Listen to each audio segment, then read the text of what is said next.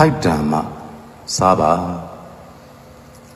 လောကမှာအပေးနဲ့အယူရှိနေကြတဲ့နေရာမှာတချို့ကယူဖို့ပဲတည်တယ်ပေးဖို့စိတ်ကူးမရှိကျွေးတဲ့လောက်ကတော့စားနေမှာပဲပေးတဲ့လောက်ကတော့ယူနေမှာပဲဒါပေမဲ့ကိုယ့်ကိုကျွေးနေတဲ့သူကိုယ့်ကိုပေးနေတဲ့သူနည်းနည်းရိုင်နဲ့သွားတာနဲ့တပြိုင်နက်ခွာသွားကြတယ်ကိုယ့်ကိုကျွေးတဲ့သူအမြဲထာဝရကိုယ့်ကိုကျွေးနေနိုင်အောင်ကိုယ့်ကိုပေးတဲ့သူကိုယ့်ကိုကူညီတဲ့သူအမြဲထာဝရကိုယ့်အပေါ်မှာအကူအညီပေးနေနိုင်အောင်သူ့ရဲ့အားကိုလည်းပြန်ပြီးတော့ဖြည့်စွမ်းပေးဖို့လိုတယ်တစ်ပင်ရိတ်တရိတ်ကိုအရိတ်ခိုးခြင်းနဲ့ဆိုရင်အဲ့ဒီအပင်ကိုစီပင်အောင်လည်းပဲရေလောင်းပေးဖို့လိုတယ်စောင့်ရှောက်ပေးဖို့လိုတယ်ဆိုတာကိုမေ့နေကြတယ်တစ်ပင်ရဲ့အရိတ်ကိုခိုးခြင်းပေးမဲ့သူ့ရဲ့တစ်ကိုင်းတွေကိုခုတ်ဖြတ်ချိုးဖဲ့ပြီးတော့အားတိတ်သွားအောင်လုပ်တဲ့အခါကျတော့အပင်ကခြောက်လာတယ်အပင်ကသေသွားရတဲ့အထိဖြစ်ရတယ်အဲ့တော့ကိုယ်မှာရိတ်ခိုးစရာမရှိတော့ဒီအတိုင်းပဲကိုယ့်အပေါ်မှာကျေးဇူးရှိတဲ့သူတွေရဲ့အပေါ်မှာတံပြန်ကျေးဇူးတုံ့ပြန်ခြင်းကိုအသာထားတိတက်မှုလေးတောင်ပြန်ပြီးတော့မပေးဘဲနဲ့ထားတဲ့အခါသူ့ကိုပေးနေတဲ့သူကကြားတော့မပေးနိုင်တော့သူ့ကိုကျွေးနေတဲ့သူကကြားတော့မကျွေးနိုင်တော့အဲ့ဒီလိုဒုက္ခရောက်သည့်အထိကိုကယူဖို့ပဲသိတယ်စားဖို့ပဲသိတယ်ဖြစ်တဲ့အခါမှာထိုက်တန်တာဘာမှပြန်ပြီးတော့မလုပ်ပေးတဲ့အခါဒီဘဝမှာလည်းဘဝသည်မတောက်မပြောင်တတ်ဘူးဓမ္မလုံးမှာဆိုရင်လည်းသူ့စီကစားထားတဲ့အကျွေးတွေပြန်ဆက်ရတယ်စားထားတာတွေပြန်ဆက်ရတယ်ယူထားတာတွေပြန်ဆက်ရတယ်ယဟန်တန်ဃာတွေတောင်းမှ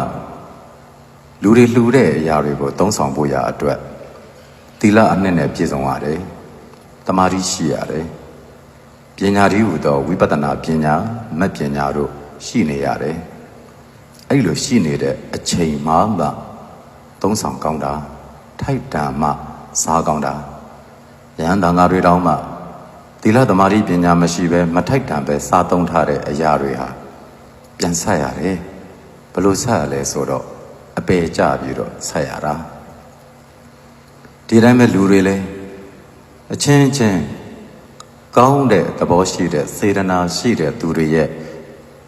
ကူညီမှုတွေပေးကမ်းမှုတွေကိုအလကားလိုချင်ကြတယ်ထိုက်တန်တဲ့ပေးဆက်မှုမရှိကြဘူးအရှင်းဆုံးအားဖြင့်ကိုကစားခြင်းပေမဲ့စားပြီးသွားတဲ့အခါ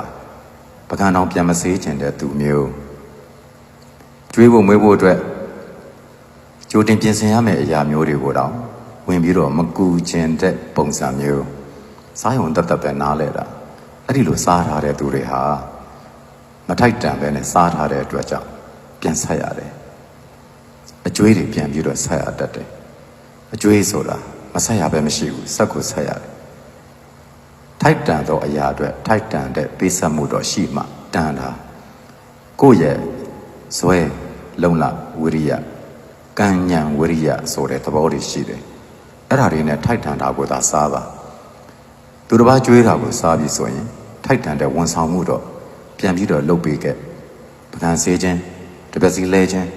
အစရှိတဲ့ပြင်နိုင်တာလေးတွေပြန်လုပ်ပေးခဲ့သူတစ်ပါးပေးတာကိုယူပြီးဆိုလို့ရှိရင်လည်းအဲ့ဒီလိုထိုက်တန်တာလေးတွေပြန်လုပ်ပေးအ ਨੇ ဆုံးမြစ်တာလေးတော့ပြန်ပြီးတော့တုံ့ပြန်ကြယူယုံပဲတတ်သိပြီးတော့စားပြီးနားမလဲလို့ခေါ်တဲ့လူဒန်းစားမျိုးတွေကမထိုက်မတန်ပဲစားတဲ့အတွက်ကြောင့်အကျွေးပြန်ဆက်ရတယ်ဒါကြောင့်တရားနာသူပေါင်းသူတော်ကောင်းတို့လည်းဘဝတစ်လျှောက်လုံးကိုယ်ကံဉဏ်ဝိရိယနဲ့ထိုက်တန်သောအရာတို့ကိုသာစားသုံးပါအကျွေးတွေပြန်မဆက်ရပါစေနဲ့အားလုံးအေးချမ်းကြပါစေ